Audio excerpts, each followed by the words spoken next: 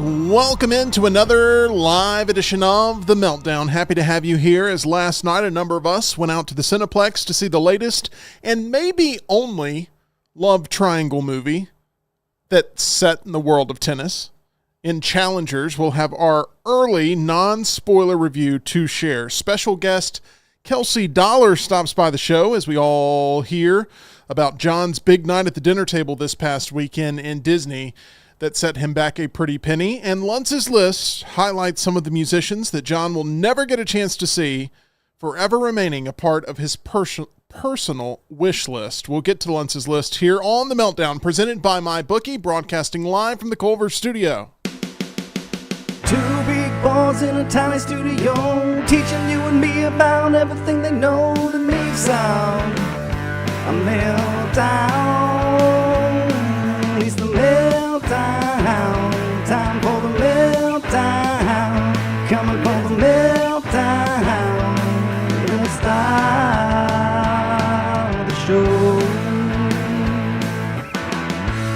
Another lovely episode as Meltdonia continues to produce this gathering that we call The Meltdown every day, 2 o'clock Central, 3 o'clock Eastern. Thank you for spending your time with us. We surely do appreciate it. We're on the road to 2,000 subscribers, trying to get there before the end of the summer. Would love to have you jump on board as we continue to build this thing out with your input and with your live chat reaction. We appreciate all of those that make their opinions known in the live chat feature.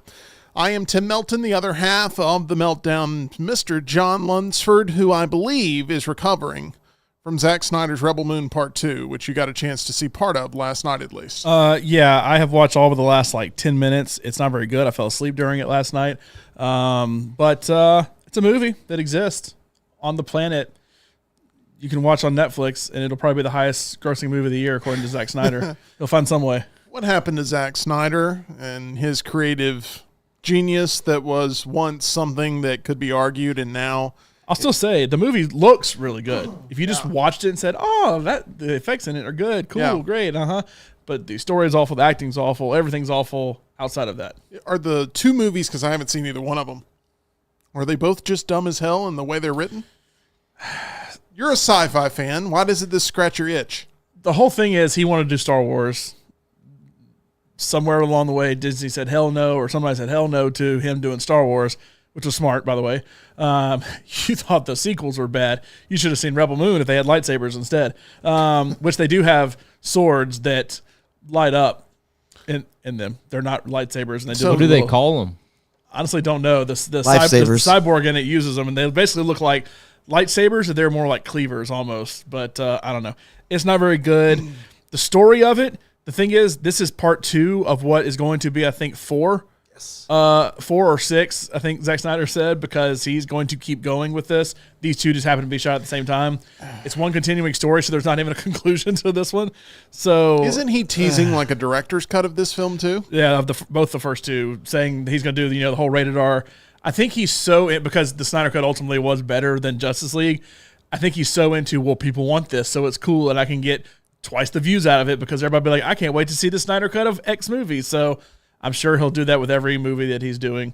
I feel like he's always done director's cuts, though. He's always been. I mean, we had like, Batman the v guy for Superman. We've had it with all his DC stuff. I don't know if we had. I'm sure There's we a had a 300. Watchmen one. There's a Yeah, I Watchmen. I didn't know about Watchmen, but yeah. But why with Netflix would you have to do a director's cut in? These are both PG-13 movies, which He wants to do. and these are the director's cut are going to be It's called R, double but dipping, is what it's called, Yeah, and it's disgusting. It's called you combine them all together, and then you definitely blow Barbie out of the water. I'm not watching any of it. I'm making a commitment. I will not watch any of the Rebel Moons. And I assume you went into this one thinking it was going to be bad because you had seen the first one. The first one was mediocre. I wouldn't say it was bad. I'd say it was mediocre. This one is bad. And guess what? It's only part 2 of a lot more to come. If you've seen Rebel Moon Part 1 or Part 2, let us know in the chat. We would love to hear your review of whether or not you'd recommend it. The lovable triple threat trivia competitor known as Tyler is here. The hours are winding down, Tyler. Yeah, I got to move your camera. Hang on. And you've got a huge opportunity tomorrow to make a name for yourself as a top trivia threat. Is this something that you are ready to compete in tomorrow with Meltdown Triple Threat Trivia? Yeah, working on it. There you go. I've been busy. I still need to study some more. You know what I'm hearing? John, I'm hearing potential excuses. That's what I'm hearing. Yeah, that's what it is. I mean, when Ush and I run away with 20 points each and Tyler's still at -3, then I guess Have you scored 20 points since we started doing this? I currently have the highest score technically at 19 when I beat the two of you. That was in a matchup. number 1 contenders matchup. It was. though. So Tim doesn't count it, but it is technically, it's a different category of bout. even though it's the same game, I technically have the highest score in that game. It's just not a championship match. I'm thinking that we can come up with this, Tyler, and you would have to agree to it, obviously. But I think if you win, you get an advantage in a triple threat title match versus Spud. But if you lose, you got to go see Boy Kills World on Thursday night. What do you think? Fine. Yeah, I'll take you up on that. I really don't want to see that movie, so I got to study tonight. Is Corey Matthews like going off the deep end? That seems like This that time, would Yeah. Mr. Feeney work. Right. comes after you. Mr. Hunter, you cannot be Yes. drinking on this campus. One thing that created a little bit of friction today before we got onto the airwaves, Tyler, you had submitted a movie for our popcorn bucket where we draw one out each and every week, and then we film a retro trailer reaction. You can catch the series. Season 1 is up on the channel. We've done The Game from 1997. We've done Kindergarten Cop from 1990. Tyler, what was your choice that appeared late last week? My choice was John Carpenter's The Thing from 1982, starring Kurt Russell. Heralded by so many within the horror and sci-fi fandom as being an all-time classic, Tyler. You're not going to get a lot of pushback from those that really enjoy those genres.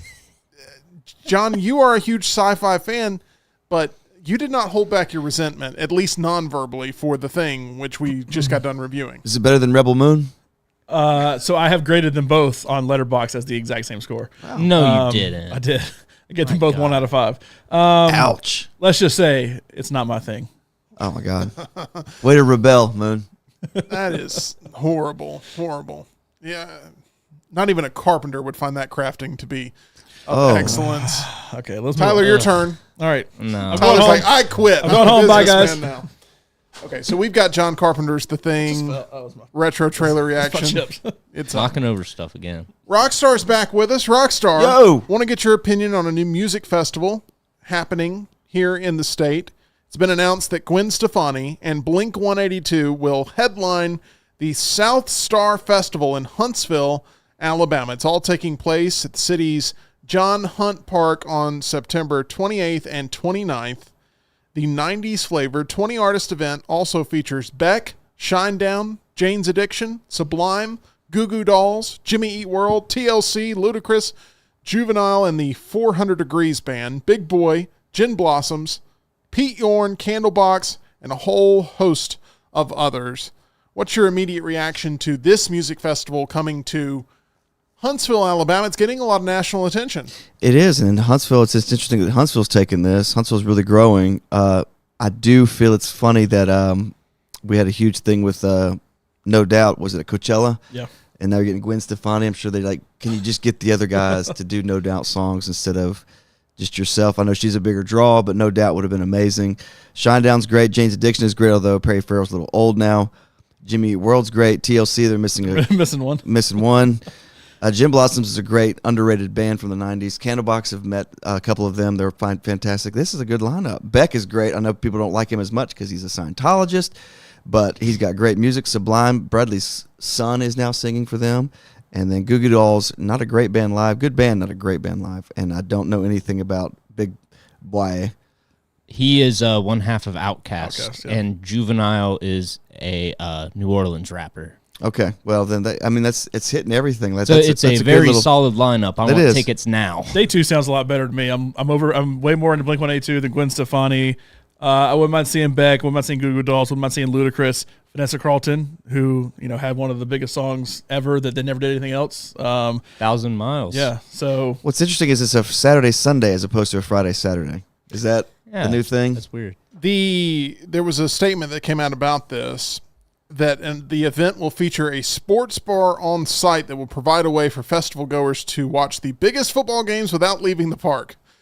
The region, quote, takes football season seriously, and so does South Star Festival, the announcement states. Meaning, there's a lot of people who look at this going, I'd love to go, but my team is playing on this Saturday, and I can't possibly miss that. And they're saying, no, come enjoy both. But see, if you're on stage and you're seeing there's a ton of people at that sports bar watching LSU versus whoever, this is kind of odd. It is just funny. But we're still here. The poster has really, really small at the bottom. Plus, catch big games all weekend at the South Star Sports Hall. Yeah, that's where I'm going to be. They're trying to at least combat some of the hesitancy that may be there from those in state that want to watch their football teams, because we'll be really early into the season at that point. Matt Mandrella is Huntsville's music officer. He was one of the few that did not join the next round guys during their Auburn telecast there on ESPN. If the lineup had been done, he would have.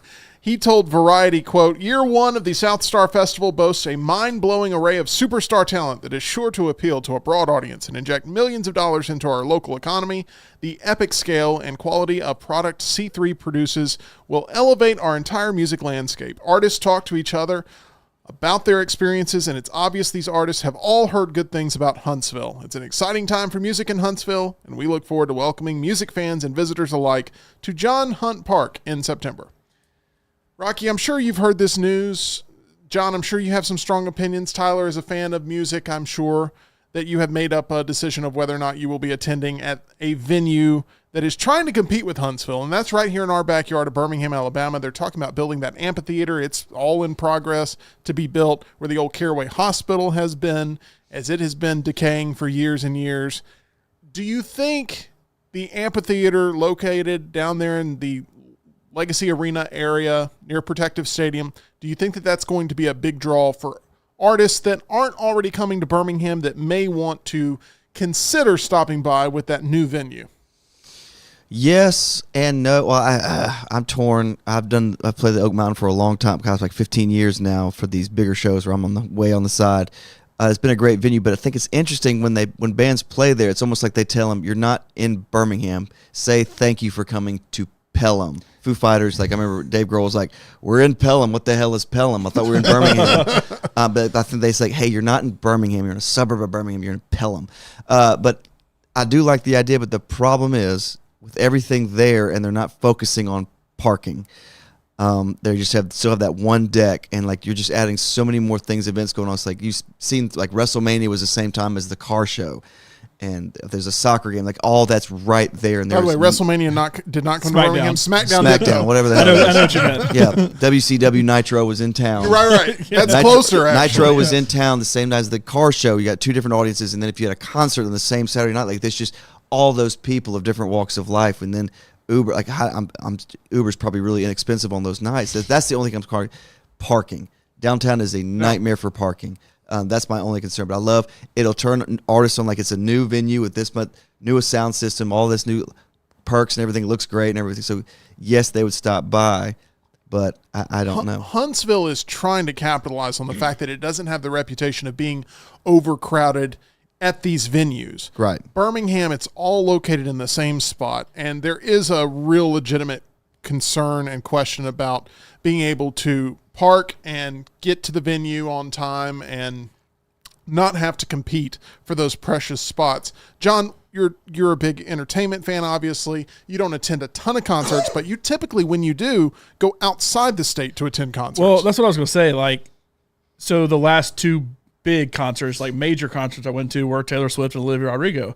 Well, I saw T Swift in Atlanta because she was doing football stadiums. So, you could do Protective and get 50,000 plus in there, but that's not going to be as much as going to some of these other ones and getting 70, 80,000 plus in there. Also, Garth Brooks is still the only one that's played Protective, correct? As far as I know, yeah. Yeah, technically, yes. Lionel Richie played at the World Games. Not counting stuff opening like that. ceremony. But he was like 45 minutes late, did 3 songs. There was some sort of pay dispute, and then he left the stage. Yeah. Outside people felt locked in. Just a concert. Yeah, I think that's it. Yes. And then Olivia Rodrigo was arenas. So I saw her at Bridgestone in Nashville. But like, if you're hitting Atlanta and you're hitting Nashville, why come to Birmingham? Because anybody from Birmingham is going to go. I mean, we go to see the Midnight, our favorite band in Atlanta. I don't guess we've been in that. You see them in Nashville. I did. I haven't been in Nashville, but we go see them around. And then one time they came to Birmingham. It's great they came to Birmingham. They may never come back to Birmingham because they can pretty much hit the Southeast by doing that. Maybe Birmingham is easier for like Mississippi, but then you have New Orleans a lot of times you can go to, or Memphis potentially that you could go to. I just don't know that any artist would be like, oh, there's another amphitheater in Birmingham. I guess I can go now, as opposed to being in the arena, BJCC, being at Oak Mountain, being at, literally anywhere else. The other thing was the Tuscaloosa Amphitheater, where like we got the University of Alabama, which is totally hot right now. We got all these young kids. Why don't we go to a major university campuses right there at Tuscaloosa Amphitheater? That was getting like Dave Matthews wasn't coming to Oak Mountain anymore. He was going to the Tuscaloosa amphitheaters. It's stuff like that. We're like, this is a college town. Why go to Birmingham? I mean, between the Workplace in Iron Cities up to Protective, just in Birmingham, there's something already for any size band or group. So what is another thing that just falls into that just because it happens to be downtown with terrible parking as opposed to going to Oak Mountain or something instead? I mean, yeah, it's newer, I guess. I don't know what the seating is supposed to be as far as capacity. Is it going to be more than Oak Mountain? Is it going to be less? Is it worth going there as opposed to the arena right next door? Like, it just seems like there's no real reason for it. I think it's a gamble, and what they want to do is be competitive and try to secure artists as they make their way from Atlanta to Nashville. And Huntsville, too, with Nashville, I feel like, hey, we got to be the destination. Huntsville's making the bigger play. They are, but also Nashville is that much closer to Huntsville to where if I want to go to Nashville, because everybody comes through Nashville because it already is Music City as opposed to what Huntsville is trying to be, you can just go an hour and a half up north and you're already there. People like me, I'd rather go to Huntsville than go to Nashville. Oh, from Birmingham it's closer, but I'm saying if I was already in Huntsville and everybody, like, I know somebody went to go see Pearl Jam in Nashville. I don't know if they came through Birmingham or not, but like, haven't been there since 2003. Why? Because anybody that really, really wants to go see them, I don't know if you did or not, but anybody that really wants to go see them can go to Nashville if they really want to see them, or can go to the bigger cities if they want to see them. Especially if you're in Huntsville, I'll drive an hour to go see them as opposed to like I got to have them here. Well, with Pearl Jam, they got a little political, and the southern states they don't really visit. I don't think they've been in Atlanta forever, so like they don't really go to the South that much anymore. I think the South Star Festival is really generating a lot of buzz, which is good for the state. I know that we're very territorial in the state with which municipality is getting what, but Huntsville's doing big things in the music side, and the pre-sale for this event takes place this Thursday, 9 a.m. to 9:40 a.m. Central, And then after that is when the public on sale begins. Tickets for general admission will be available at southstarfestival.com. John, what is some of the chat saying right now? Do you have some early reactions or some stories on people's logistical concerns about Birmingham? Well, Smuff brought up how this lineup would have been great for the X back in the day. Obviously, no doubt instead of Gwen Stefani, but some of the bands on there was it X Fest that they had at O Mountain? It was X Fest. That would have been a great lineup for something like that. Back in their prime, people were talking about liking the bands there, so I'm sure it'll get a lot of play from, even places like Nashville, but especially Birmingham and all that too. And then people talking about the arena. I feel like it's, kind of back and forth whether you really, really want the arena there or not, because Protective is bad for parking anyway. I mean, I've only been a couple times down there and parking's been awful. One of those was a high school game that parking was awful for. So, I have not been to a UAB game yet since they moved down there, so I don't know if it's terrible for UAB or not. Yeah. And then, of course, Smuff throwing in, hey, Larry promised me a dome stadium. Where's that? Still waiting on that one. Going to a restaurant sometimes in Birmingham Yes. is just Oh, a it's a miserable nightmare. experience when you're trying to find a parking They spot. also where built you're the not gonna stadium on get the two towed. biggest parking lots there, right by all the restaurants. All the towing and booting, like all that. It's just, awful. it's always a gamble. So you must really want. This isn't just like, let's check Right. it out. It's like, we're going. This is what I want to do. So it's something I really want to have to You're do. exactly right, Rocky. I have to be so committed. Yeah. I am And that's more sad. likely, John, to want to go to Nashville or Atlanta to see a big act or see an act I love than even go to Birmingham because I feel like I'm going to get victimized while I'm enjoying the show. And like Nicholas said, name me a good parking situation. I have never had a parking problem in Atlanta to go to State Farm Arena. And Mercedes-Benz Stadium. I saw Taylor Swift, pretty big concert there. I was in and out 15 minutes. Now, I bought a parking pass beforehand, but it was readily available for me to buy, so I could just go whoop, whoop, right out. I bought a parking pass. I pre-bought a parking pass to Oak Mountain. It was when Chris Stapleton came in. Yeah. And so I could guarantee myself a parking spot. And by the time we got there, all the lot had been sold out because they were also selling to whoever drove up for them. So it didn't save you a spot. You could just pre-buy it so that way you didn't have to buy it at the venue. It made no sense to me. And then Venue parking is so frustrating. Nashville, I have been to a ton of sold-out Preds games, and then I have been to sold-out concerts there where I have gone and parked because they use plenty of places around that you don't see it, but like the hotel right next door, there's a park. Under it is a gigantic parking deck that goes down underground. There's a bank one block down the street that has a giant parking deck that they use that all you got to do is, hey, it's $20-$25. You go park there, you walk a block, and you're there. Does it smell like pee in the stairwell? No. Okay. We care so much about having the newest venues here in town, but we don't care about how you access them, and we don't care about the logistics of where you park to get to these things as much as we possibly could here in Birmingham, and it's very frustrating. So where do for a you lot of guys people. normally park if you go to a concert in town? Because I always feel like I'm going to get mugged on the way back to my car. I try to find a lot where they're taking money. It's that simple. I try to find a lot where there's an attendant and they're taking money, and everyone seems to be pulling in there and hoping there's a spot. Hey, Tim got towed one time at an event. I did. I got towed at a charity event because the lot I parked in, I went to go pay for parking, and the machine was not working. Yep. I know exactly what lot. It never The works. machine was not working, and so everyone was just like, well, I mean, what are we supposed to do? There's no attendant out here or anything. The lot's full. There's no place else to park. So we go in, and guess what? Boom, car after car after car. Yeah. And I know people are like, what an idiot. But I stood in line for 10 minutes to pay to park. The other thing is I've heard of people who do pay for parking, then they forget to go put the ticket back in their car, Correct. Yeah. and they also get towed, even though there should be a system. There's always It's a all loophole. predatory. There's It always is. a loophole. Yeah. Gwen Stefani, famously a part of No Doubt. I'd like to now tell you about the dental team that I have no doubt in. And that's Alabama Dental Associates. Speak. Just don't speak. That's what my dentist tells me, Dr. Brian, while I'm trying to have a full-on conversation while getting my dental work done. You can listen to this review from patient Joy. She said, so thankful for Alabama Dental Associates. They are the most caring, compassionate, and understanding professionals in the business. After moving to Birmingham and being apprehensive about finding a new dentist, I was a little nervous about going in. However, the staff at Alabama Dental Associates made me feel completely at ease. They took the time to explain my treatment options and payment plans without being pushy one way or another. As Joy mentioned, this team that's located on Grants Mill Road in Alabama Dental Associates, led by Dr. Jeff and Dr. Brian, make sure that you feel at ease in the dental chair. They have the best in dental healthcare equipment and provide the friendliest of experiences. I'm a patient, and you could be one too. Call them at 205-956-8977. It's 956-8977, or visit alabamadental.com, as they look forward to seeing you. We went to, what's so funny? I like Jason in the chat. Alabama Dental Associates leave you feeling hella good. They do. Get it? Leave you feeling hella good. I love it. We went and saw a movie last night that left us feeling hella good. It is my current favorite movie of the year, in Challengers, starring Zendaya. It's a tennis movie. There's a love triangle. There's a lot of drama, and it doesn't feel, there's no part of this that feels unnecessary, except for maybe some of the vantage points that the camera is used from. But I feel like, I guess what I should say Talking about the first person stuff? There's a lot Yeah, of I like first-person that. Yeah, I tennis like those. ball action, and it made me a little dizzy. I think Lance would be checking out during that. But Challengers is a really dramatic movie that every single conversation feels necessary in. And there's so few movies where every scene feels necessary, and that it really revolves around three individuals, and every time you get two of them on screen, no matter which two it is, it's always riveting. And it holds your attention the entire time, and it flies by, and it jumps all over the place, but it never feels jarring.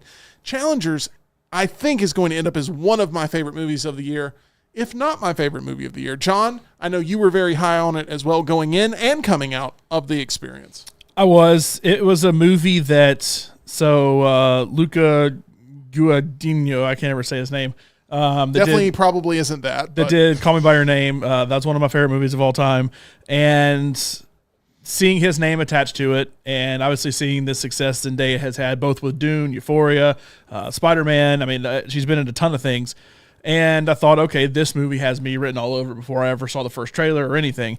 I thought the marketing for it was good for what it is. It's not going to be a giant blockbuster, but I thought the trailers were good. The marketing for it was pretty decent.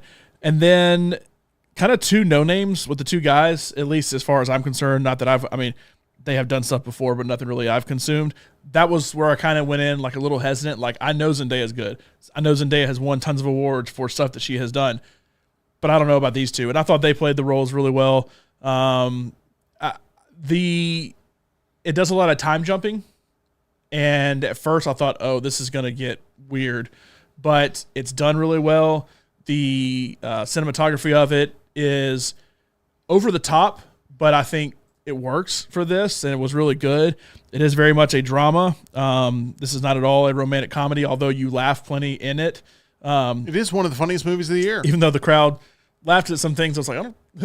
Laurel turned to me and was like, that are they was supposed to be weird. laughing right there? And I was like, I don't think so. But hey, if you find humor in something, laugh for it. Go for it. It's always good to laugh. But Here's what I'll say to back that up. The movie is full of sexual tension. However, there are certain times where it's not supposed to have that feeling, but it comes across the screen where you're like, oh my gosh, this is a moment of levity almost with how much tension there's been, to where there were a bunch of people in the audience naturally laughing at certain parts. the thing is, there's a ton of sexual tension in it. And in tennis, what do you do when you hit the ball? You grunt. You don't have to. Nobody has to act it out. Please don't. You make Rockstar, sounds. lean back in your chair right now. Don't do this. You're going to get us. Tennis. Love. Sorry, I'm sick. There's one scene where they slow down the tennis. And like, as somebody goes to hit the ball, they do their grunt that they normally do. And you're thinking like, oh, this is supposed to be sexual. And maybe it is. I think it is. Everybody dies laughing in it. think And it's it like, is. I don't know that it's necessarily supposed to be funny. Like, I think it's all for a reason. There's a purpose behind why they're doing it this way. But it's a tense moment that is, because that's just what happens in tennis. That's the sound that gets made in tennis. And everybody dies laughing. And it's like, I don't know that you're necessarily supposed to be laughing here, but hey, if you find it funny, go for it. Enjoy yourself. That's what you're supposed to do when you go to the movies. Tyler, you also really, really like this movie. I don't know where it ranks for you on the year, but tell us a little bit about your experience, non-spoiler, with Challengers last night. So like John said, the cinematography is really slick. There's these really great point of view shots from the tennis players and from the ball during the match, and that really helps like bring all your attention into the match. and it just does a great job of keeping you engaged through the whole thing. I'm not much of a relationship drama movie guy, but I loved this movie, and I've got it at number 2 for the year, right under Dune. Where are you on sports movies in general? Are you a big sports movie junkie? You don't strike me as being one. Not huge on them, but I like a lot of them. I like a good bit of them. And where does this rank in sports movies for you right off the cuff? Is this a top 10 sports movie ever made, in your opinion? I don't know about that, but it's... you got it at a 4.5 out of 5. I didn't know how many other 4.5 sports movies you have. I'd have to think about it. Okay. But it's in the conversation. It's in the conversation now. That's all I'm looking for there. The one question I think every male is going to be asking about this: does Zendaya have a nude scene? No. That a lot of people are going to be upset. She very much, because if you watched Euphoria, I feel like people go into like Anyone But You or something with Sydney Sweeney, where she is very much nude all the time in Euphoria. Yes. Zendaya never is in Euphoria, so I feel like you kind of get a sense of like what she will and will not do within a movie, and it's very much the same here. Upset some people. She's more in this movie than she is in Euphoria. I will say that. She's definitely got some scenes that will pop off the screen, but it's really there's more male nudity in this, which is okay. I was saying after it should have been called Pickleball 3D is what it should have been called, because it really does sort of. I went in for a tennis movie. I got pickleball instead, if you know what I'm saying. No, elaborate. I'll tell you later. Okay, but I don't want to have that conversation here. Okay. Here's what I will say. Challengers is a really rewarding drama that never feels like it's going for cheap thrills. It earns every bit of reaction in which you give it as an invested audience member. We saw it in basically a packed house last night, and the crowd loved it. It was one of the best movie-going experiences I've ever had personally. I know, Tyler, you did not have the same opinion, in which you're used to seeing movies I was being like tortured. Sasquatch Sunset alone and Abigail alone. I think you've gotten too used to seeing movies alone, and there was a group there last night that was causing you some problems. Yeah, so I sit down in seat I always sit in at that Prime Theater, and there was one seat empty to my left, and then there was a couple seat to my right. The couple seat ended up getting filled by this older couple, and they would not be quiet during the entirety of the previews. So I ended up having to move a couple seats over. They wanted to react to every trailer, so Channing Tatum popped up on the screen, and the lady immediately goes, "Ooh, Channing." So it was so weird, and I just thought, there's no way I can do this the whole movie. I'm gonna go ahead and move. They were technically challengers to your good movie experience. They were the real challengers. Yeah.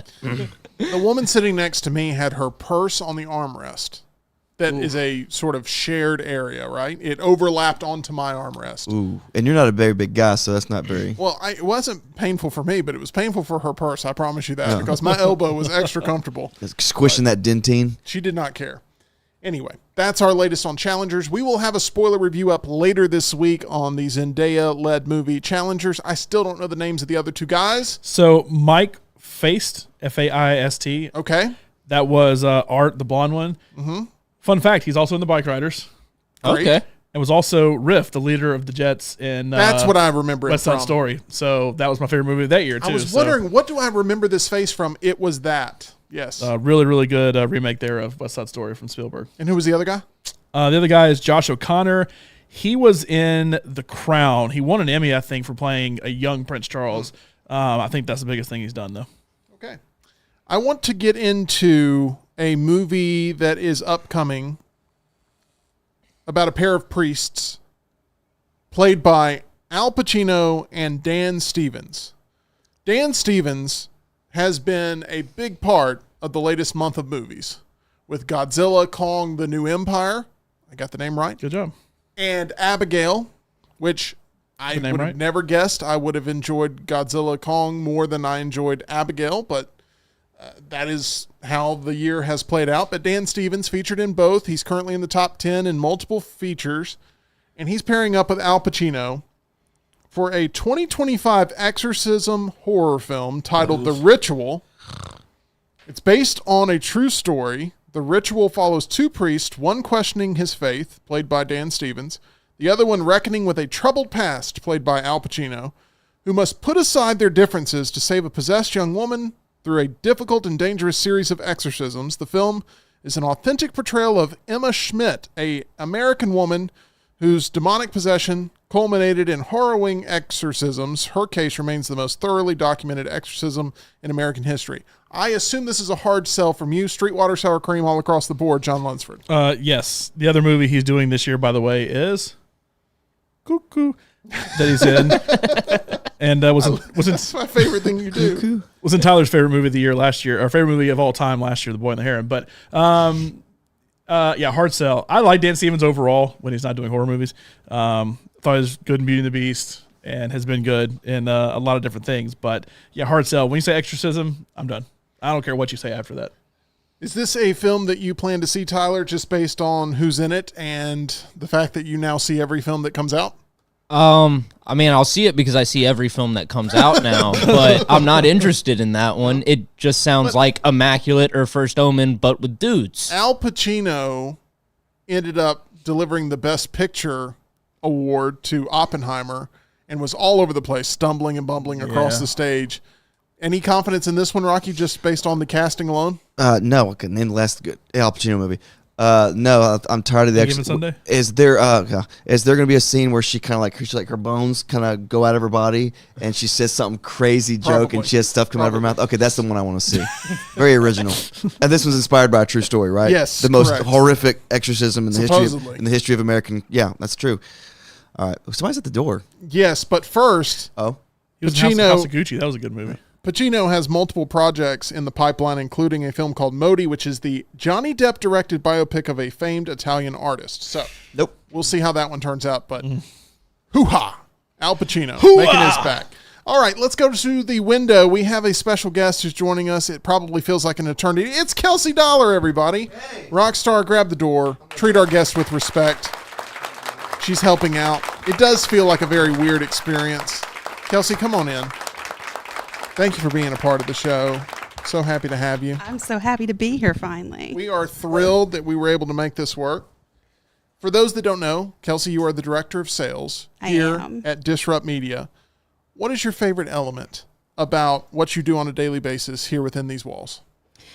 You act as if that is a consistent thing. It is probably the fact that I never know what I'm going to be doing when I walk in the door. That's probably a really good answer because there are some wild things that happened. You experienced a lot of those wild things at Talladega this past weekend. I did indeed.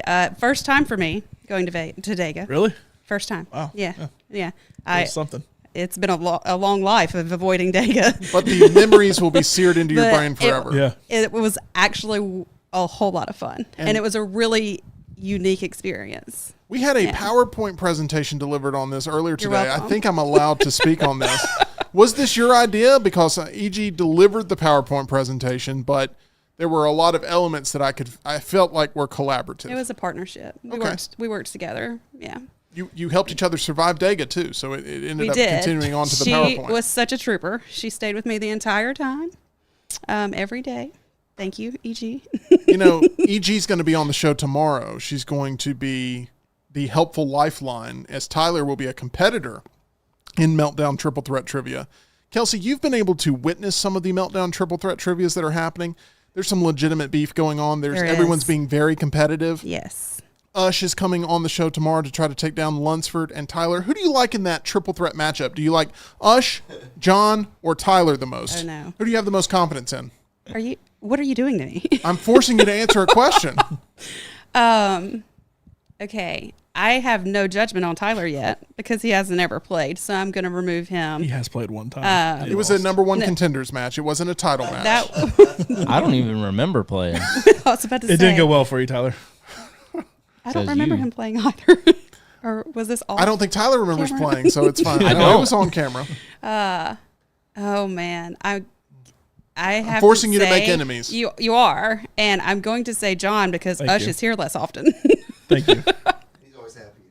That leads he me is to always happy. Thank you. So, let me see if you're playing favorites here. John, how long have you and Kelsey worked together? How long have y'all? We have worked together over 4 different companies Four companies. for 13 years. Yeah. Since 2011. Yeah, that's probably right. Yeah. Okay. I'm sure that played no role in Kelsey deciding to go with you for Meltdown Technically Triple 5 Threat different Trivia. companies if you count Flux. I didn't count that. Look. But yeah. Oh, that's true. Kelsey, we've all been through the rungs of radio minus Tyler.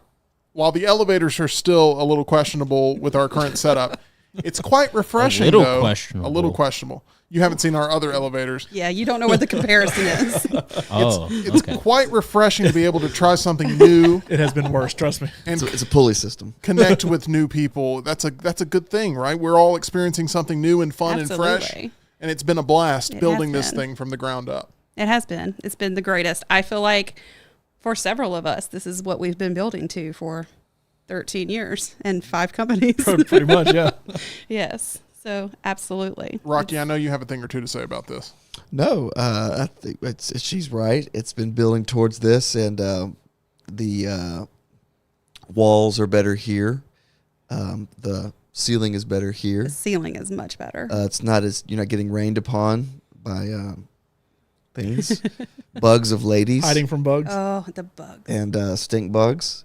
But yeah, this is this is a much better. Sometimes the elevator, but sometimes the elevator when your thing wouldn't work, you get stuck in there, and it's not fun to park there in the morning either.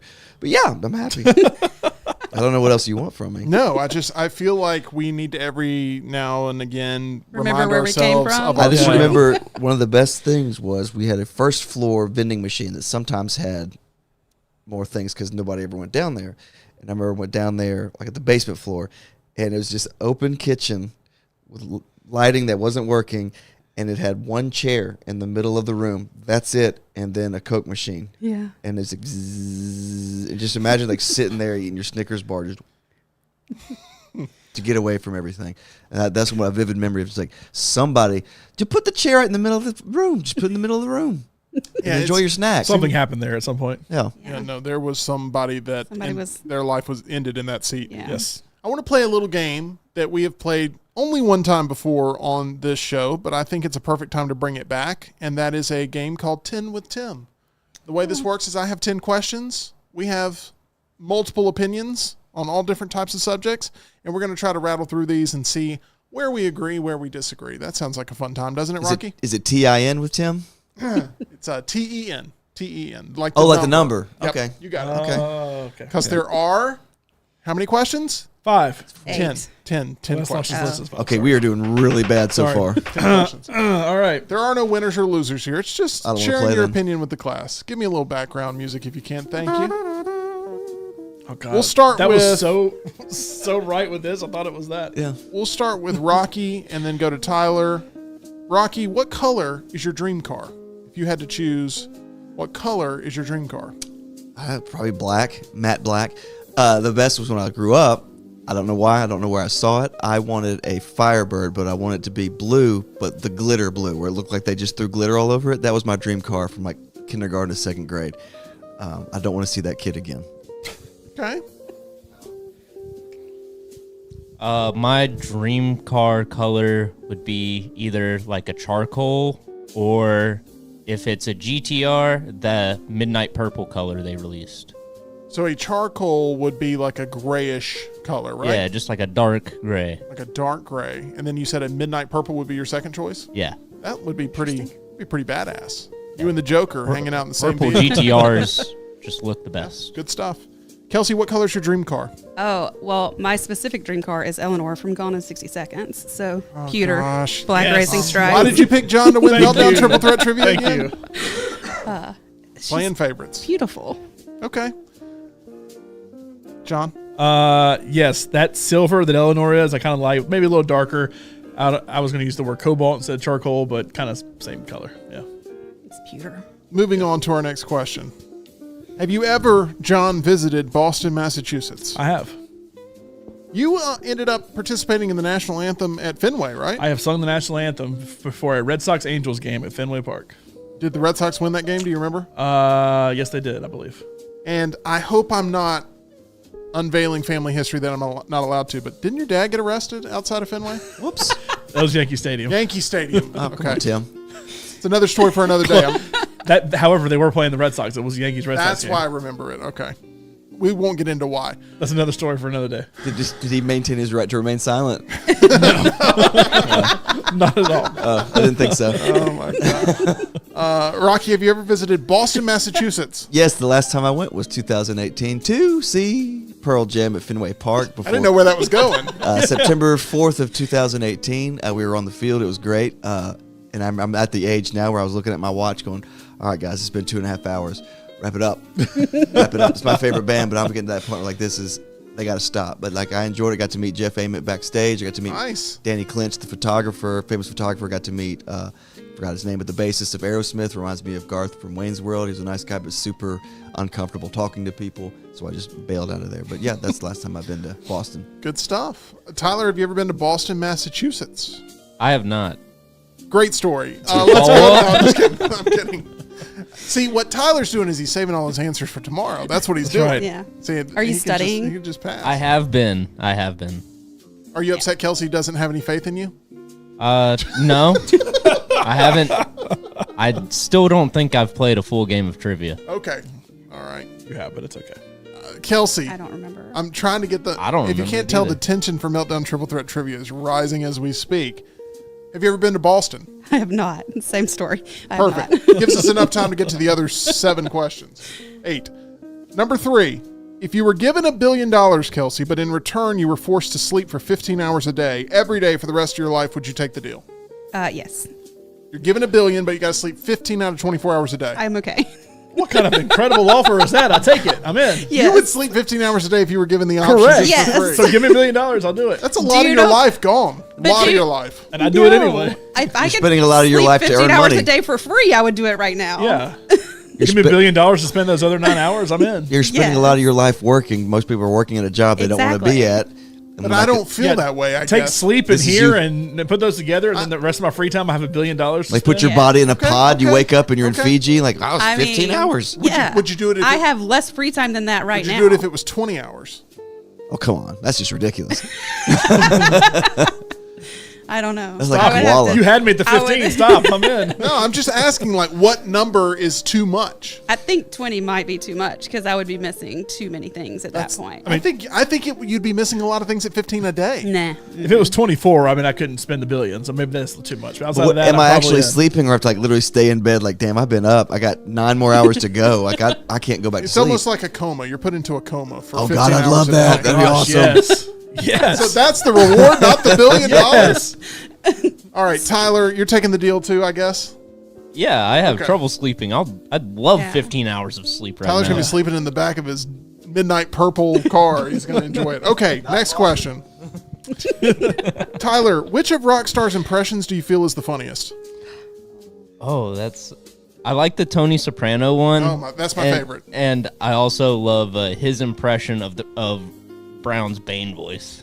Because it's We an were impression bonding of for an about 5 impression. seconds there. We were bonding for about 5 seconds. Kelsey, what is your favorite Rockstar impression? It can be of anybody. This one is so hard, but I'm going to be a little general. I like it when it's people that we know in person. That he. Anybody does. specifically? No, I'm not answering that. Do you notice Kelsey is trying so hard to play nice? I am nice. She knows where the bodies are buried and she refuses to tell anyone. John, what's your favorite Rocky impression? So I'm trying to think back to all the old Dr. Lou's and everything. I mean, Yeah. the best one you ever did was that when the SEC refs called the SEC office, but I don't know that you did a specific impression in that one. That was just general voices. Yeah. No, that So was good. if I had to pick like a character that's best, I love it when you do Andrew Dice Clay Travis. Like, Yeah. mostly because of the material, not necessarily the voice, but the whole Yeah. bit really Well, kind of the- works. Because the They're impression also is good. spot on. That's the only thing about mine's a caricature of an impression. I don't ever say that I sound like, bro, I'm sick right now, so I can't really do an impression. But I could probably do a Ronnie Dangerfield. My wife. And all I do with the Tony Soprano is just that. Tony Soprano is just the one. It's a bit of a situation. That's all I got. That's my favorite. Yeah, That's so- absolutely because it's not even Tony Soprano. It's really just generalized Any Italian mobster, stereotype. You also gotta get the heavy breathing. You said something like my wife makes a Cup of cool. yeah. That's what it is. Yeah, we're going to look at colleges with metal this weekend. It's going to be a bit of a situation. course, Gary the Gator's the go-to that a lot of people I know. choose. A lot of that in the chat from different people. Should've Well, wait, saved- what's your favorite one to do? It varies. Gary, I like doing the Tony Soprano one because it's just 3 words, and I don't have to be consistent with it. But like Harry Carey is just me doing a caricature of Will Ferrell doing Harry Carey. The Andrew Dice Clay thing came to me when I woke up one morning. I was thinking of Clay Travis. I got to do Clay Travis, Andrew Dice Clay Travis. And then I remember I approached my wife about it, and she's like, "Who is Andrew Dice Clay?" And But she knows who Clay Travis is. And I showed her. I showed her a clip, and she's like, "Nobody's gonna know who that is." I was like, this guy was like the thing in the '80s. It's like, yeah, but nobody's gonna know who Andrew Dice Clay is. And I was like, I'm doing it. And I remember I didn't tell anybody I was doing it. And I remember when I did, like, everybody's like, "The hell is he?" I think Dunaway was the first one. I was like, "Is that Andrew Dice Clay?" I was like, out of all people, Dunaway was the one who got it. But not really have a favorite. I did not like doing Dr. Lou. I know that thing wore me out. Love it. Thank you. We got to keep the impressions Someone going. said your Ozzy and Sharon Osbourne are pretty good too. I see you can't be doing that with the people over there. Gotta go see Jack and Kelly. Can't do it. I'm too sick. My voice is No, gone. you can do it. Hey, Hey, 2-time Rock and Roll Hall of Fame inductee Ozzy Osbourne. After yes, this past week, he's earned it too. That man has lived a life. He has. A few Okay. times. What I figured is I should have saved that question for last. Next question. You got backed into a situation. More important to you, John, whipped cream or sour cream? Ooh. You can only pick one to eat the rest of your life. Probably sour cream. I'm not a huge fan of either, but sour cream as a topping is better for me than whipped cream as a topping. Rocky? Sour cream because it's more versatile. I mean, like I'm like, Yeah. if somebody says you can have ice cream and whipped cream or whatever, a brownie with whipped cream, no whipped cream, like I'm going to take the brownie. I'm not going to care. Yeah. Tyler? Sour cream or whipped cream more important to you? Sour cream, like everybody else said. Is it going to be a clean sweep? More versatile. I eat more stuff that I would put sour cream on, stuff I would put whipped cream on. Kelsey, does it change? Does it end here? You know, it is more versatile, but frozen whipped cream is a tasty snack. And I think I would keep it. Look at that. Fire starter, Kelsey. She's just coming in here, wrecking shop, going after people personally. It's amazing at what's happening. Everybody's saying sour cream in the chat, but Jay said no one ever did a sour cream bikini, so which, by the way, is the best sports movie of all time.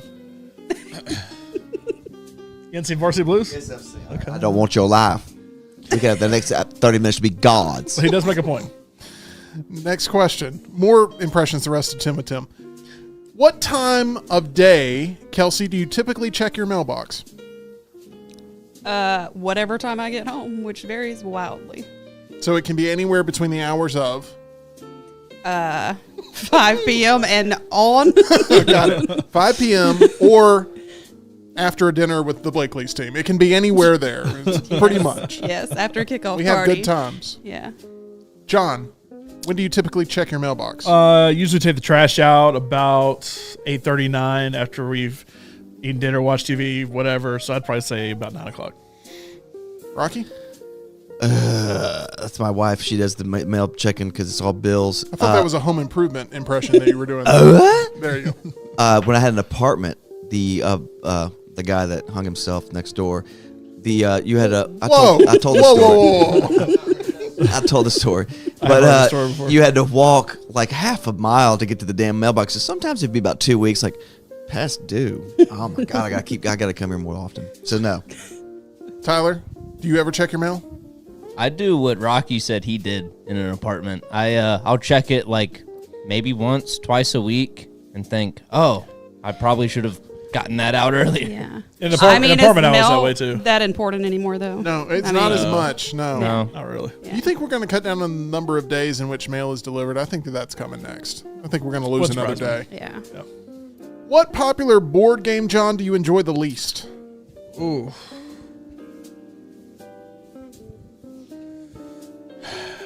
I've never actually completed a game of Monopoly, but I do like playing Monopoly. You've never once in your life completed a game I never of actually Monopoly? completed it to its conclusion ever. It's something you start playing. It's like, all right, anyway, what are we doing? I was never a big Chutes and Ladders fan. Never been big on shoots and ladders, huh? Okay. A lot of skill in that game. yeah. So I don't like it. My family was never a board game family. I think my sister and I played Guess Who. I have never played Monopoly in my life. I've never played Life. I've never played Sorry. If We've got to play only- the Monopoly Birmingham edition at was some gonna say, point and stream it. Our family was just not the type that like Saturday game night for board game Hey. night. We never did that, and I never did it with friends. So I just Guess Who was probably the Guess Who. Well, you said the least favorite. Risk. I'll tell you what's a big Never played risk Risk. is landing on free parking in Birmingham, based on our previous conversation. Yeah. Here in the Monopoly game in free parking, when you land on it, you actually end up having to pay $250 and get your To get car your car out from out, under yeah. a bridge with a guy that has a gun on him. Okay, Sounds about right. I've lived that life. Tyler, what's your least favorite board game that is also popular? Rocky's was Risk. I never liked shoots and ladders either. That can't be the answer that ends up winning. Trying to I like think. Candyland. Oh, I like Candyland's Yeah. pretty good. Yeah. I don't know. Maybe I never liked Life. There were too many rules that you had to set up. And I was never a big fan of And that once either. you finally get the game set up, I think I don't even really want to play anymore. Life is just like the actual board game Life. It sucks. Life sucks. You all right? Sorry, no, I'm okay. I'm just Tell me about it. Says the guy that was upset that we chose 15 hours to sleep. I know. I hate the board game Life as well. What? Yeah, it's too many pieces that don't matter, and Tim, I love playing games. okay. Are you not? You don't like to win? I love games. I don't like the game of life. The actual game. just that one. Just that. Okay. Or Life. What board It seems Apparently. that way. what board game do you not like that is very popular? I don't know that there's one that I don't like that's very popular, but we got one for Christmas this year. It was a Christmas trivia game, and I gave up before I finished reading the directions because it was way too complicated. So and I was was it the like, triple threat y'all trivia game? Oh my play. gosh, I knew you were setting it up. And yeah. I got to quit bringing in John Lunsford allies to the show because it's just painful for me. But okay, that's good to know. Nobody said Battleship. Everybody likes Battleship. I like Battleship. It's all right. Battleship's It's fun. okay. Next question. When you hear the name Kyle, Rocky, who's the first person that comes to mind? South Park. Tyler, when you hear the name Kyle, who's the first person that comes to mind? Also, Kyle from South Park. Kelsey? Oh, I have family named Kyle, so that's who I think of. Okay. That's a good answer. I can't think of a. Good do you answer. know? Stop. I saw something the other day though about there not being any famous Kyles, and I was like, that's false. I think of Kyle Chandler. I'm glad you didn't have the microphone for that. I'm glad you didn't either, but No, I would say South Park too. That's what I was going to say. this show has become more politically controversial than the movie Civil War. Yours is That's what not is hard. yours? Kyle from South Park? Yeah. Okay. South Park wins it. Next question. This is number 9. The bald eagle has been America's mascot since 1783. If the animal selection was changed, Tyler, which animal would you nominate to become the new mascot of America? Gosh, maybe like one of those large bulls, like a longhorn or something. I don't know. Going with the longhorn. It's not a terrible choice. Support is deafening here. I think it's because Texas It's joins very the Texas. SEC Yes. and people, the horns down Screw has been Texas. so Yeah. popular. Kelsey, what would be the animal in which you would nominate? Longhorn would be the Western Forces mascot, by the way. Yes, it would. Not sure California would be on board with that. I feel like I would go with a tiger. Okay. Because of your... Tigers have a little bit more of a regal look about them, which I think is important. I feel like the person that was sitting in that chair 24 hours ago would have had the exact same answer. Going back to Probably. politics, Taylor if we get the Corn. damn Tiger King elected, we can get the Tiger. Exactly. Y'all would just vote, let me debate. Rocky, Yeah. give me an animal. I want to go with Benjamin Franklin's original. You know what he wanted originally, and everybody shot him down? No. The turkey. Oh, no. Oh, is that really what... Yeah, he wanted the you turkey to be the national. No. And then no, we're going to go with an eagle. I was like, all right, well, whatever. I'm going to France. I don't know about that. I think Get some Teddy women. Roosevelt wanted a grizzly bear. That's what he wanted. Yeah. Oh. A bear would be my second choice. A horse would be my first choice. Oh, a horse is a good idea. A horse, Like a maverick. like Yeah. up, like Yeah. What would it A look horse like? is a good Do it one. again. All right, like Thriller. All right, this is the last question, and we are going to start with Tyler. Tyler, what, in your opinion, is the absolute best Buc-ee's menu item? Have you ever been to Buc-ee's? I have. I get the They're like cinnamon roasted cashews. Ooh. Yeah, Yeah. you smell them the minute you walk Yeah, over there. those are delicious. Kelsey, what is the Buc-ee's menu item that you consider to be the best? Well, this is a new item for me Ooh. that I just had. EG and I had 3 of them Sunday, actually. Iced coffee. It is very good.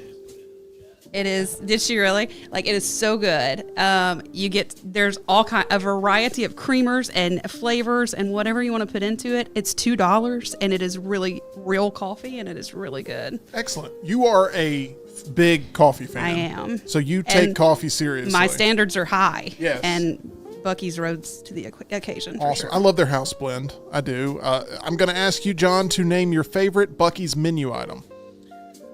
There's some sandwich. I'm trying to remember what it's called. It's not their brisket sandwich. It's not barbecue, but it has brisket on it, but it has like cheese and some kind of sauce, some kind of like sun-dried tomato sauce on it. I don't remember what it's called, but it's really good. And I think you can get it with like barbecue sauce on it, but I don't. But it's really, really good. And then they have a really good burrito that I've gotten sometimes too. That's just like a generic. Somebody said burrito. EG just said burrito. It's just like a generic like beef and cheese burrito, but it's really, really good too. Rocky, finish this thing out strong. Best Buc-ee's right. menu item. All right. So I guess that Kelsey and I kind of had a little date night Friday because we were supposed to meet everybody at like 2:15 and people started rolling at about 3:15. So we went inside Sounds Buc-ee's and we both got turkey sandwiches and it was good. But all I hear these talks about what are they called, the buck nuts, The beaver nuggets. Beaver beaver nuggets. Buck nuts is a very hey. If someone behind the Buc-ee's is offering you buck nuts, don't take it. Wow, he's a good negotiator. But we were behind and she lifted her tailgate thing of her car. did. We ate our turkey We had a little sandwiches. And tailgate lunch. I had some of the buck nuts, and I was just like, this tastes like the cereal Waffle Crisp. Does anybody remember Waffle Crisp? So I would say the turkey sandwich. If you are interested in seeing buck nuts for yourself, we recommend the movie Challengers. You should go check that out. What? There's nothing wrong with that. That's an accurate I statement. didn't say it wasn't. Yeah, you're right. John, we enjoy snacks for sure, but we are making better decisions with our diet thanks to the group at Way to Wellness, led by Leslie and her board-certified team. Yeah, so this hoodie I'm wearing right now, I ripped a hole in one of my other tie-dye hoodies, so I was like, I got to go back to something else, and this didn't really fit me, and now it fits me, thanks to our friends at Way to Wellness. That's also giving me a transition so I can find the video where you can see Tim and I weighing in right here. We're doing a good job, over 65 combined pounds down between the two of us. You can see Leslie in the background there and her whole board certified team helping us out, helping us weigh in, taking our blood pressure, keeping us on the right track. Go to planforme.com. You can get on a plan that works for you, just like I did, just like Tim did, just like Jim Dunaway did, just like my dad did. It's a whole family affair there at Way to Wellness. Go to planforme.com and learn more.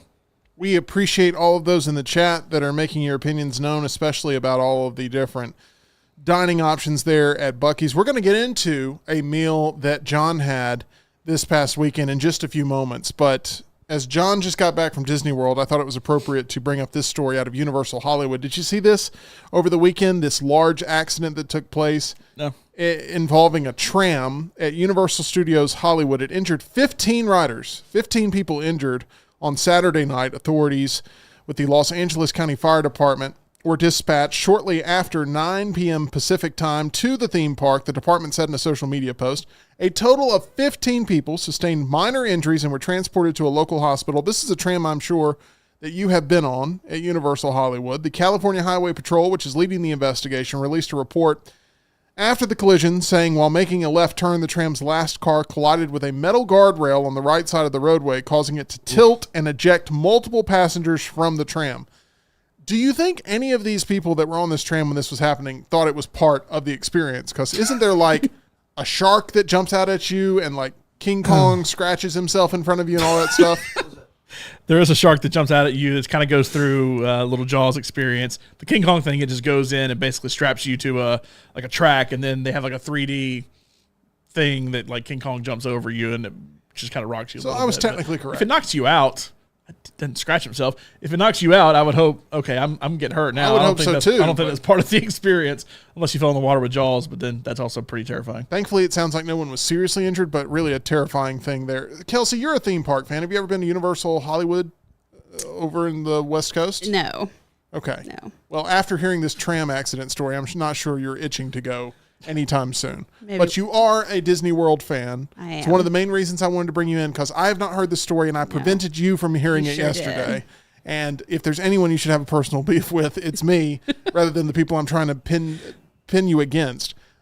John, it is now time to tell us about this 12-course meal that you had Saturday night with a bill that came out that would have given me a stroke.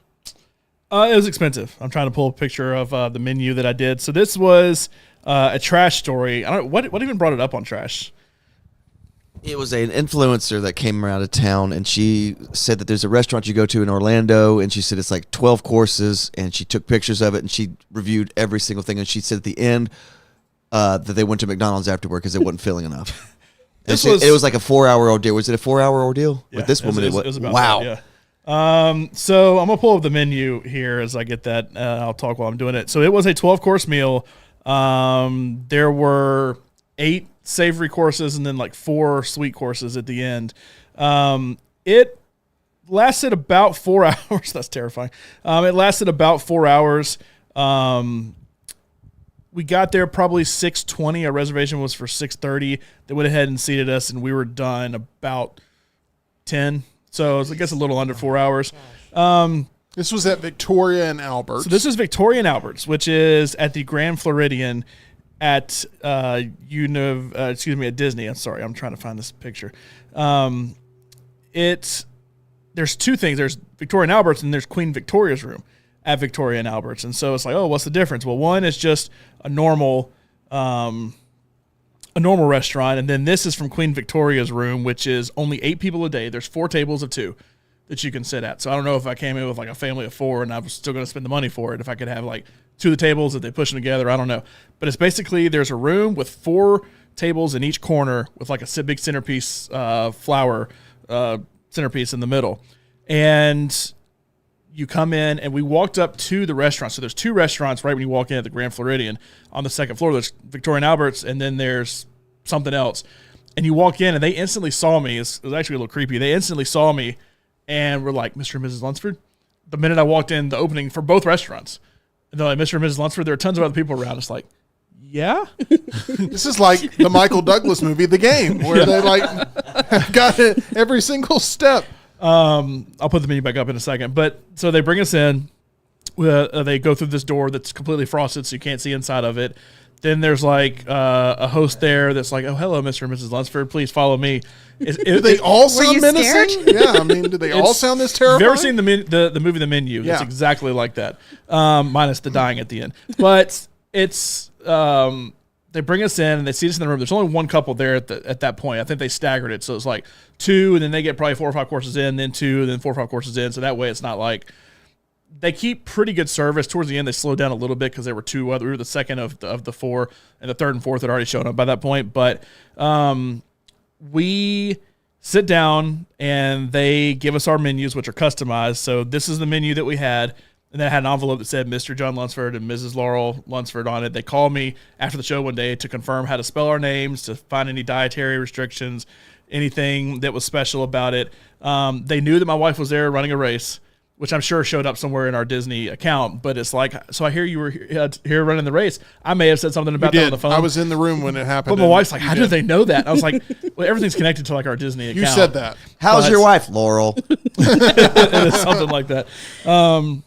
And so they hand us these menus, and so I'm looking over it, and of course, instantly, the first thing I see is like, I don't know what that is. I don't know what that is. I don't want to sound like, old country bumpkin coming in like, I don't know what all this fancy food is. But it was interesting looking at it. And so the first dish was, I got to pull it up to see exactly how I graded it all. Oh my gosh. You were writing. So y'all did this because of the trash story? So I can Yeah. yes, I did something that they've never done in Florida. Well, so we have, obviously I did a list of my favorite things at Disney World, like my favorite places to eat, which are typically the go-tos. If there's a reservation there, we're going to go to it. But I saw this pop up just because you got to do it kind of beforehand. And I was like, oh, that's that thing from the trash story. Yeah. And so I just saw Victoria and Albert's. I didn't see, oh, this is Queen Victoria's room at Victoria and Albert's, which is a whole different experience because the main dining room probably seated 50 to 60 people, and they were just coming in and out like a restaurant. You still had to have reservations. The peasants, yes. Yeah. That's But it what was we a normal call them. thing. But this was like a totally separate room, all fancied up and everything. And so we had a dish at first that was like these 3 little bites. It was pretty good. Good description. Wait, what Tim was it? Lunsford would hate this place. 3 little bites. Oh, my dad hates if there's too much plate, he hates it. There was a lot of plate at this place.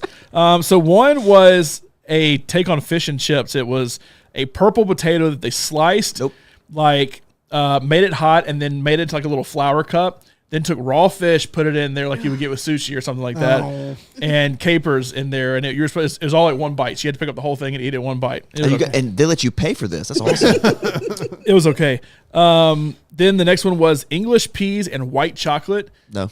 In like a pastry. And I said, that sounds so gross. It was actually pretty good. I was honestly kind of surprised how peas and white chocolate went together. Give peas a chance. That's what I say. Yeah.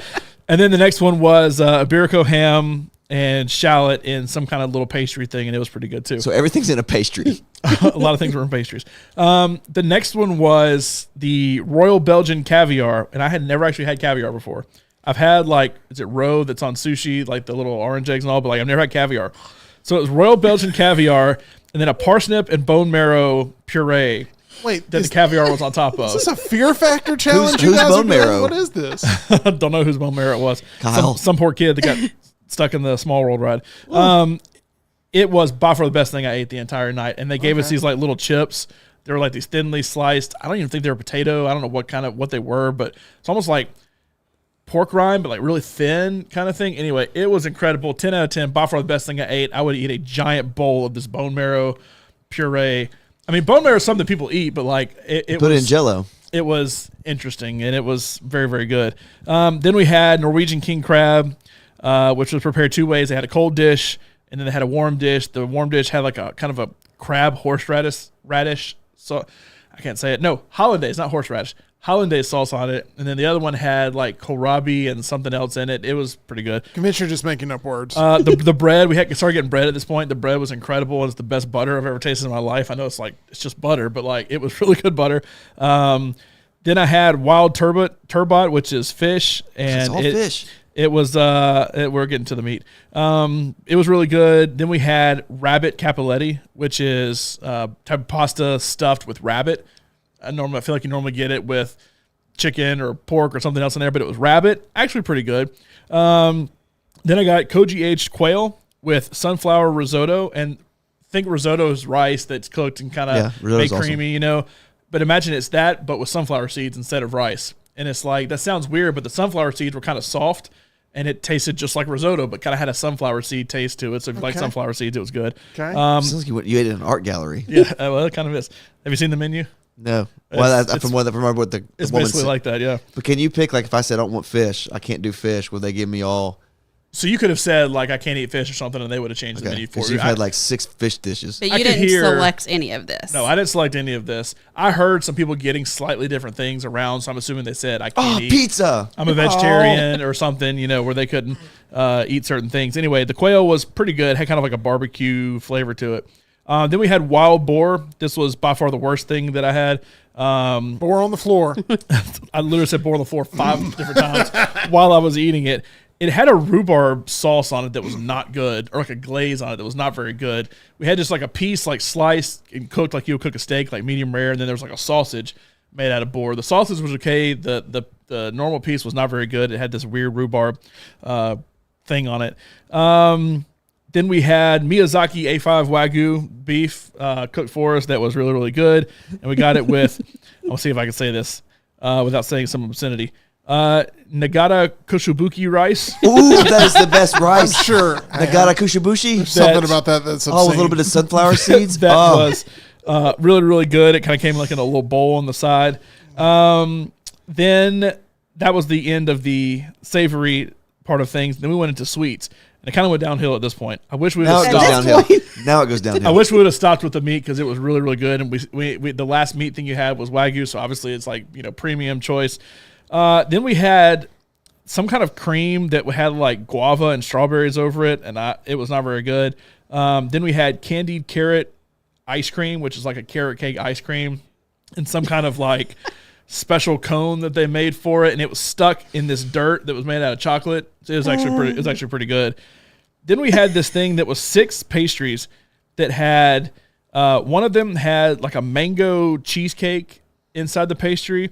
One had just chantilly cream in it, and one had serrano pepper cream, which was not good at all. The cheesecake and chantilly cream was fine. It is what it is, but serrano pepper was not good. It was kind of gross, actually.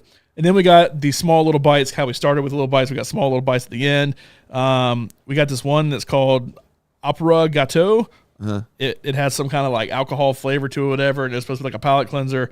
Then we had a lemon ganache square, a blueberry macaron, and chartreuse baba, which was not very good. But anyway, the dessert was not very good. We got to the end, and that bill came, and it's like, woo. You have a picture of that? I purposely cut the price off of the menu that was at the bottom. But it did reach the 4-figure range, and you could have done a wine pairing for an extra $250. Sounded like a tennis serve and challenge. I mean, my God.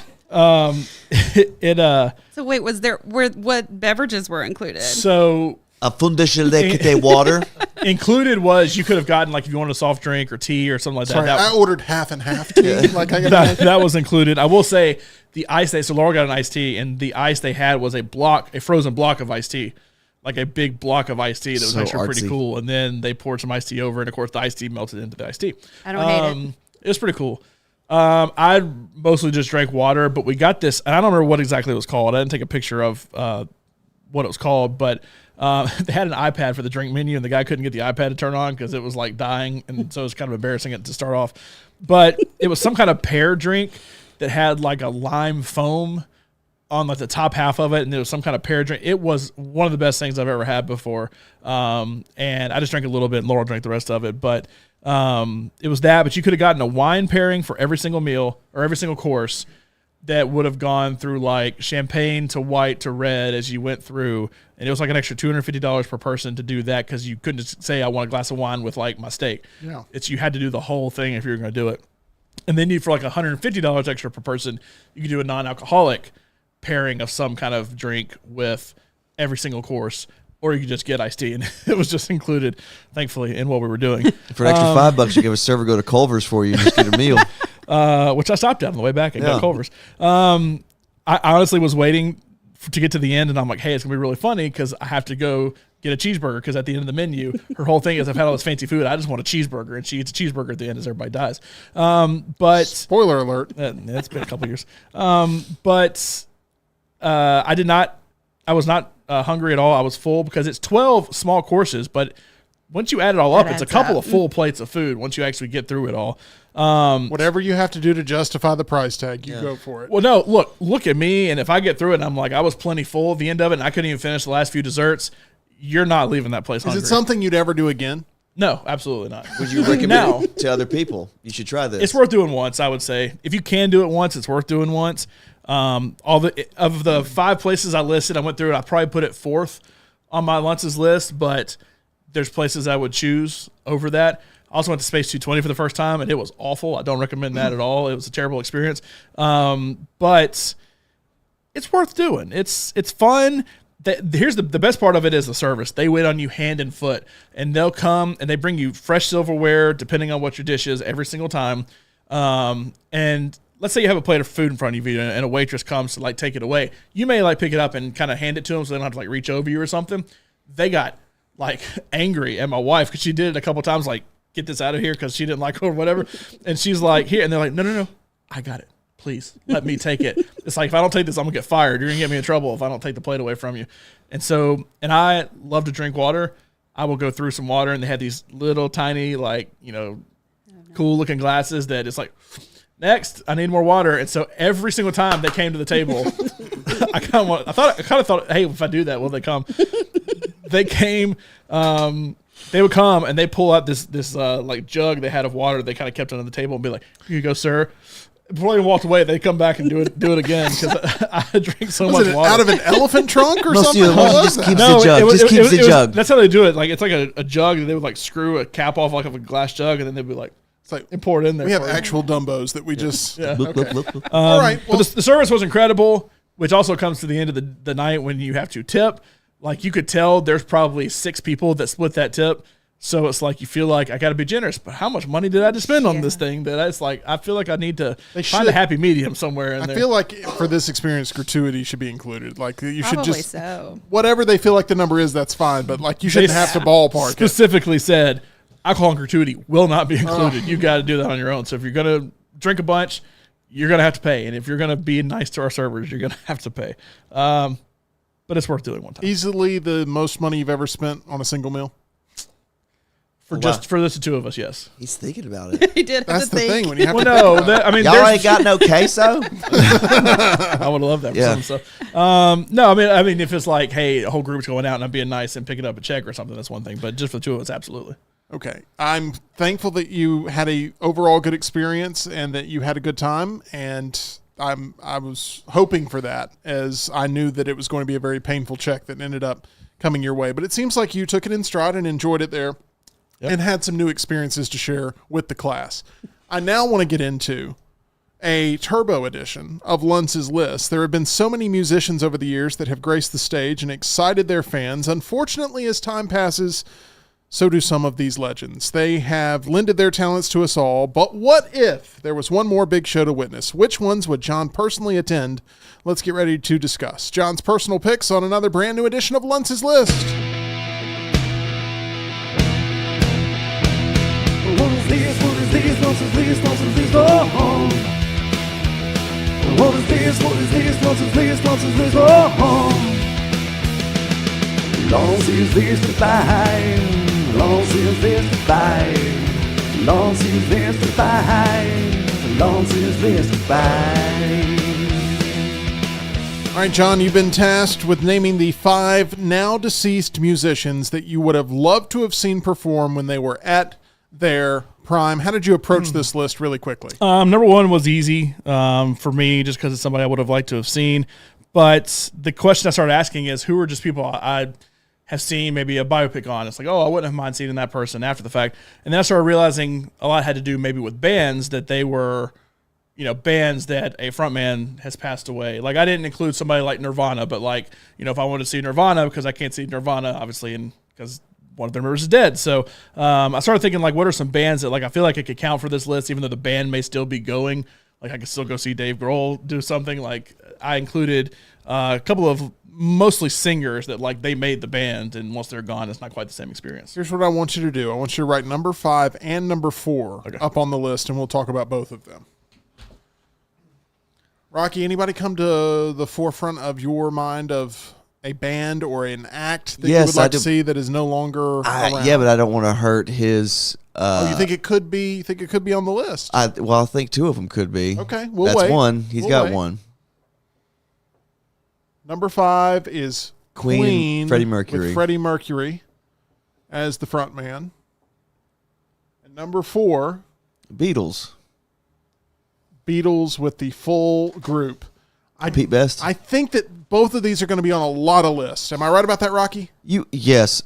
Mercury is supposed to be just an amazing front man. The little Dale thing to have. He was such an amazing. The Beatles. The problem with that is they would play at stadiums like Shea Stadium, and they didn't have the sound equipment for it yet. So if you were at those concerts, they'd only play for like 15 minutes. They could not even hear their instruments because the girls were screaming so loud. See, the Beatles for me would be like going to see Taylor Swift. The crowd's almost is much a show as the actual concert is. So the Beatles would be that for me. And that's part of what kind of went into my list as well. But I would like to see Queen. I wouldn't mind seeing Queen now, but I would like to see Queen with Freddie Mercury because, especially after watching that biopic and everything, it's like I really want to see that person singing in front of me. The Beatles at number 4 would probably be a lot of people's number 1. Of course. And I think Spud, who has seen the Beatles live, would very much appreciate the Beatles making the top 5 here on Luntz's list. Let's go ahead and move on. I want number 3 and number 2 on Luntz's list here.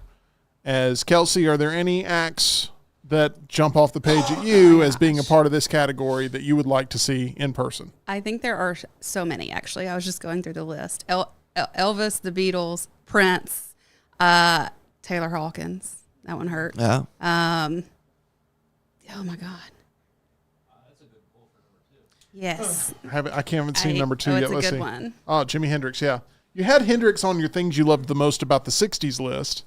And Elvis surprisingly making number 3 for you because you're not a huge Elvis fan. I would like the Elvis better than the Beatles, but same kind of thing. I want to see the Yes. spectacle of Elvis. What era Elvis do you think? More so, like I want to go to the concert that I assume is a real concert from the movie that he did some baseball park. I don't remember where exactly it was, but there's one. It's one like he wasn't supposed to do. He wasn't supposed to come out there and do a certain kind of music, and he came out and did it anyway, and all the girls lost their mind. I'd like to kind of. I made a comment like with the Taylor Swift thing at one point on the show. I don't remember. If I had like a little pod, I could just kind of elevate myself up and like view the crowd and the show and everything from like the middle of the stadium. I'd like to do that for somebody like Elvis or the Beatles or something too. Yes. Not only see the show because I'm indifferent to the Beatles, honestly, and really kind of Elvis a little bit, but like I want to see the whole spectacle around it as well, which is why Elvis makes a list. I actually want to just watch Jimi Hendrix wail on the guitar. And I would like to, once again, give me that 50 feet up view of Woodstock or something like that too. But I would actually like to see Jimi Hendrix. 1950s Elvis and 1960s Hendrix. Yeah, Okay. pretty much. I'd probably go 70s Elvis if I had to pick. Early 70s. Well, 68 was the Vegas comeback. That's where he wore the all black. That was the comeback That's the special one. on NBC. Yeah, so Yeah. that And then was he did a Vegas I want to see residency. before that. Yeah. I think I would like to have been the at era that one. yeah. Yes. Not Fat Elvis. Not like a 75. I don't. 76. I don't want to see Vegas Elvis. No. I definitely don't. I I definitely do. wouldn't want to see that. I do want to see. That's the version of Elvis I want to see. But I will say Taylor Hawkins' Foo Fighters was my number 6 on that because that would be. Thank you. That's something I have he would not also, seen. He was also a massive Queen fan, and they would sing Queen songs. Yep. They let him have the mic. Which I had learned after the fact, going back and watching stuff from Yeah. him before. I found that out. But that's one I have not seen Foo Fighters. And when they came, was that last year that they came? Yeah. It was I know it ended up being a nightmare because of the rain and everything there, but it also was a nightmare just to even get tickets to it. But that's one I would have liked to have gone back in time and see. They extended that show into the wee hours of the morning to make sure that all the fans left happy. All right, at number 5, Queen with Freddie Mercury. At number 4, the Beatles. Number 3, Elvis. Number 2, Jimi Hendrix. Where are we going for number 1 on Luntz's list? We're talking about deceased musicians that if they were to have just one more show at their peak that John could sneak off to, which 5 would he choose? We're getting some great mentions here in the live chat of y'all's lists. Good stuff. Number 1 is Controversial. Michael Yeah. Jackson. And you cannot deny the discography that Michael Jackson has. Yep. And the hit after hit after hit after hit, and the moves and the theatrics and the performance. You cannot deny that. And it's going to be the biggest selling point for the Michael biopic that's coming out. Of this is going to be an experience that's going to be 30 hits within this that you're going to know and love that spans so many different eras. John, I think from a musician standpoint, there's going to be a lot of people that would consider Michael Jackson on their list. There's also going to be a lot of people that could not possibly think about supporting a Michael Jackson type figure. Why did Michael Jackson end up making number 1 on Luntz's list? I mean, he does have one of the best discographies ever. I would want to see the spectacle of the musician that was. I said the same with a lot of movie stars that have plenty of controversy too. They're still great movie stars. I still enjoy the movies that they're in. There's multiple people I can name. I'm not going to go through, but that I can separate things. And I could also, if I went back to peak at a time, that what we think now is not what people thought necessarily at certain times in Michael Jackson's life, that if I could go back and experience what it was at that point, that would be a little different. And it's just, it's of anybody on this list, minus maybe Queen, it's one that I will always go back and always listen to. You know, every time you go back in time, it ends up messing up something in the future. It's butterfly effect a little bit. Yeah. And I have a feeling if he went back to a Michael Jackson concert, we'd end up with a new national mascot, which is the horse doing the Thriller. And then somehow happened. That's the second reference. I encourage anybody to watch that documentary that came out, This Is It, with him rehearsing for the final show before he passed, just to see what a perfectionist he is, where he's getting on the bass. This is a trained musician getting on the basis about how he's not feeling the bass line to Billie Jean. And these backup dancers that are auditioning to be Michael Jackson backup dancers at this theater. And they didn't know, or you do know that Michael Jackson is in the seats with a choreographer just watching, nitpicking who he wants. Like, just knowing, like, all right, Tim, it's your turn. Like, knowing Michael Jackson's out there watching you. Yeah. And just like, going, okay, this is a dream I've had for 30 years Sure. of being a dancer. And then, like, he's out there with his little mask on, just watching, like, I really like him. I really think he's got, but it's just like the way how involved he is. And it's like, he gets into it with I don't know if anybody's seen it. He's with a female singer. They're doing a duet for a rehearsal, and she starts challenging him vocally. Like, she starts doing her part, and then he tries to outdo her, and then she outdoes him, and then he gets it, and he's like, why did you make me do that? We're not supposed to be singing like that to save my voice. You have a beautiful voice. Like, just like how he's such a professional. He's such I got in trouble for the last time what to say, but he's so detailed about everything. He wants everything to be perfect. Good well choice. done there, which is how I like my octopus eye or whatever it is that you ended up having. Worst James Bond film. Octopus eye? Yeah. That was the Vivid Entertainment version. Or Octomom, what was her name? That was pretty good. You said it, man. That's going to do it for the Meltdown before we end up getting canceled. I want to thank our director of sales, Kelsey Dollar. Can we give a round of applause for Kelsey? Can the chat go crazy for Kelsey for a second? Thank you. Excellent. We appreciate your contributions here to the show and everything that you do behind the scenes as well. We have a lot of yours coming in. Nick says Beatles would be his number one. Jody says Johnny Cash, Jimi Hendrix, Freddie Mercury, Janis Joplin, Jim Morrison. All good. Jeff says Beatles, Elvis, Run DMC, Van Halen, Beastie Boys. Beastie Boys is one of honorable mentions too. That would be there. So we got. Jody also says he forgot NWA with Eazy-E. Yes, and I I think wouldn't mind saying that.